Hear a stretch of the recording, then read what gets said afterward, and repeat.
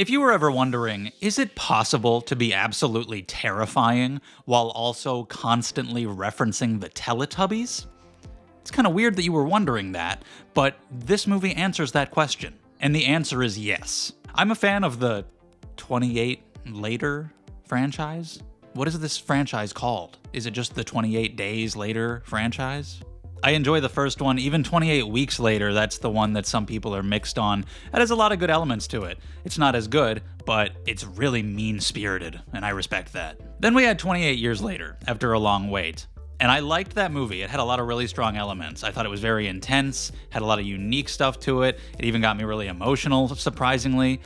But there were also elements that I was really mixed on that made it kind of frustrating. Some of the editing choices, some of the stylistic flares that Danny Boyle decided to include just didn't really work that well for me. And the ending was odd, that's to say the least. Just some dude showed up and did a Power Rangers fight all of a sudden. It felt like a different movie in the last minute. The ending of that movie implied, okay, these guys are gonna get the focus in the next movie, and I wasn't really sure how to feel about that. But I am here to tell you that I loved The Bone Temple. It is my favorite in the franchise. Some people are always going to hold the original at the top. I had such a blast with this one. I left the theater so hyped. I am actually pissed that I have to wait for the third one. Nia DaCosta takes over directing this time. Pretty different stylistically from what Danny Boyle did last year, but I think it still fits in with that movie. I think it's similar enough to where they feel connected, but it also feels like she has her own personal flair, and I really like the way she handled this. I wasn't a fan of the Candyman reboot at all, and then the Marvels, that's nothing to do with her. That movie was gonna be whatever it was gonna be, no matter who directed it, but I think she knocked it out of the park with this one. I don't know if there are any chase scenes or anything like that that bring out the visceral tension in this one the way the last movie had, but a lot of the tension in this movie comes from the dialogue scenes, because our villains here are, despite the goofy wigs, despite the tracksuits, despite the reference to a UK pedophile, despite the fact that they're constantly talking about the fucking Teletubbies, they are terrifying. I was very confused by the ending of the first movie. I didn't know who Jimmy Savile was. I'm not up to date on my UK pedophile lore. How dare I? But looking into him now and understanding what they were going for about these people kind of idealizing the past and representing this version of the past that didn't really exist, and now seeing them carried over into this movie, they are physically intimidating. They are absolutely insane. They are brutal. There is no line they will not cross. You cannot reason with them. Jack O'Connell, holy shit, his character is a complete bastard. He's so entertaining to watch. He is so good. Like, you take his villain in Sinners, which is already so fun and such a great performance, and just dial that shit up even more. He was fantastic. He's so fucked, and all of his people just follow him mindlessly, and it is genuinely haunting, some of the shit that they get up to. And some of the best scenes of tension are them, like, sitting around a table with somebody, because you don't know when they're gonna snap or what they're gonna do, but they're gonna do something. But a lot of the zombie action is really good too. There's a lot of great practical effects. It is brutal. It does get pretty intense. And as for other performances, we basically have two storylines in this movie. Aaron Taylor Johnson and their whole community are not in this. We have the focus of Jack O'Connell and the Jimmies with Spike, played by Alfie Williams, and then we have Ray Fiennes' Dr. Kelson over here hanging out with the zombie Samson from the last movie, the guy with the wiener. So Alfie Williams had more focus in the first movie. Here, he is just kind of trying to survive amongst the Jimmies, but he's still really good. I can't wait to see more of him in the next one. And Ray Fiennes, man, he's fantastic too. He gets so much focus in this movie.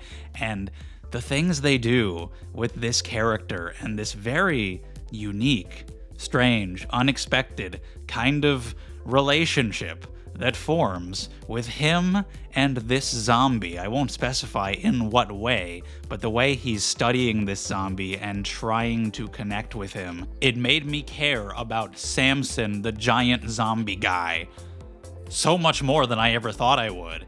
And if you're gonna get on my ass for saying the word zombie, sit down. It's fine. You'll be okay.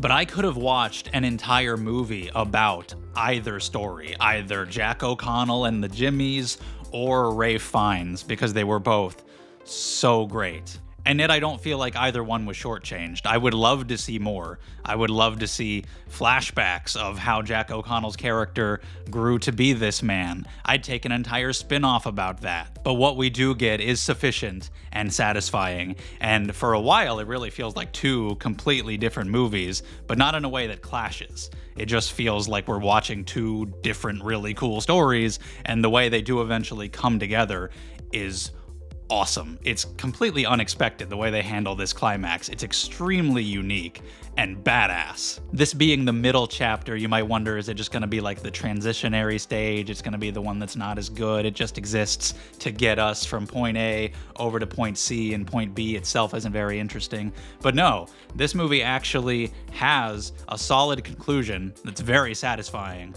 So even if they stopped here, there would be more that I would like to see. I do want more after how much I loved this, but you could stop here and I wouldn't be too terribly sad about it. But I'm also glad that we are getting more. I'm glad they've already confirmed the third one will happen. They're all written by Alex Garland, so they have that consistency. Apparently Nia DaCosta was very collaborative with Danny Boyle, discussing like how they would handle it and everything, and so it has its own flair and yet fits in nicely. I don't know if Danny Boyle's going to return for the third one, but no matter what, I cannot wait to see it. It's going to be one of my most anticipated of next year. Let's get it soon. I know it won't be as soon as we got this one, but genuinely, I'm excited. I love the way the movie looked. The needle drops. Oh, the soundtrack was so good. One song in particular, and if you've seen the movie, you know the one. That has been stuck in my head over the last evening, and it's gonna be for a little while. The way they used that song was incredible. Again, the climax, cannot give it enough praise. The way they do things that are bizarre and are gonna alienate certain mainstream audiences in these big budget, major studio productions. I like it. I like how they get weird, even though some of Danny Boyle's choices last time didn't totally work for me. I still respect a lot of those decisions, and here I just think it worked out so well. The movie is also surprisingly funny. Some of the delivery, again, from Jack O'Connell and Ralph Fiennes, are just gold. There's a surprising amount of dancing, which, again, very weird. A lot of unique things about this franchise compared to other zombie movies, but it works. I'm glad it's not just, there are zombies, we have to run away from them. They do so many more unique things with the story. I could see people being disappointed if all you want is the zombie action, but man, as is often the case with zombie stories, the humans are so much more terrifying, and having the Jimmies as the villains worked very well, and what they're actually doing with the zombies narratively, I thought was way more interesting. And what you do get of them is good, but I think this one having a different focus helps set it apart, and then we can kind of adjust back on track to the third movie with however they want to wrap the whole thing up, which I don't know. I genuinely don't. I don't know what they're going to do for the third one. That has me excited. I don't think this one has quite as strong of an emotional core as the last one. There are definitely good emotional moments, especially near the end, but just Spike's character with his mother, played by Jodie Comer in that film, was so strong, and that message that he received from Ralph Fiennes' character, I just loved that thematic work in that movie. So even though I had things there that frustrated me, I walked away really liking it because of stuff like that. This one doesn't really have as much like that. This is more focused on the tension of the Jimmies and progressing that story and progressing a little bit of the lore with how the zombies actually function and how we can go about maybe handling that situation overall, and the themes that the Jimmies bring about, like this cult-like leadership and how easy it is to get brainwashed and follow this horrible piece of shit. In a world like this where it would be so easy to lose hope, somebody like him comes along offering you something, anything, somebody might just grasp onto it, even if it's absolutely heinous, and how somebody's twisted view of the world could turn them into somebody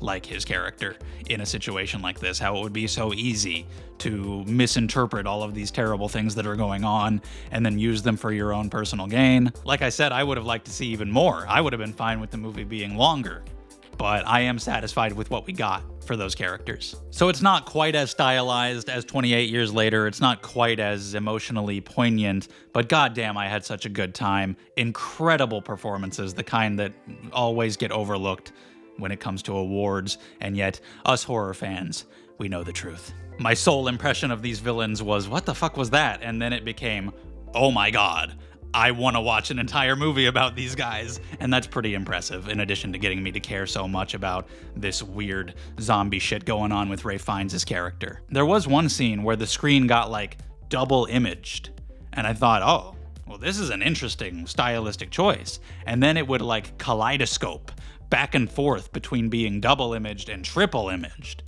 And I thought it was really weird because it was a very intense scene and it was kind of blurring it a little bit. I was like, I want to see what's happening. Why are you doing this? What an odd choice on the director's part. It wasn't. It was just the projector fucking up. I literally thought it was intentional. I was like, this is the kind of movie where that might happen. But no, there was just the theater messing up, which did piss me off because, again, it was in the middle of an intense scene. Guys, get it together. I can't wait to watch it again. It's like an 8 out of 10 at least. I really don't like ratings, but especially when you get up to like the 8 and 9 territory. Like, I know it's not a 10, but after that, 8 or 9, who really cares? I'm saying it's really, really good. But let me know your thoughts down in the comments, because this was all just my opinion. So what do you think about this franchise as a whole? How do you think this one compares to the last one in terms of the directing style, the journey that these characters went on, the intensity, the gore, whatever you want to talk about? We can do it down in the comments. Thank you so much for watching. If you enjoyed, leave a like, subscribe if you want to see more from me. I appreciate it, and I hope to see you next time.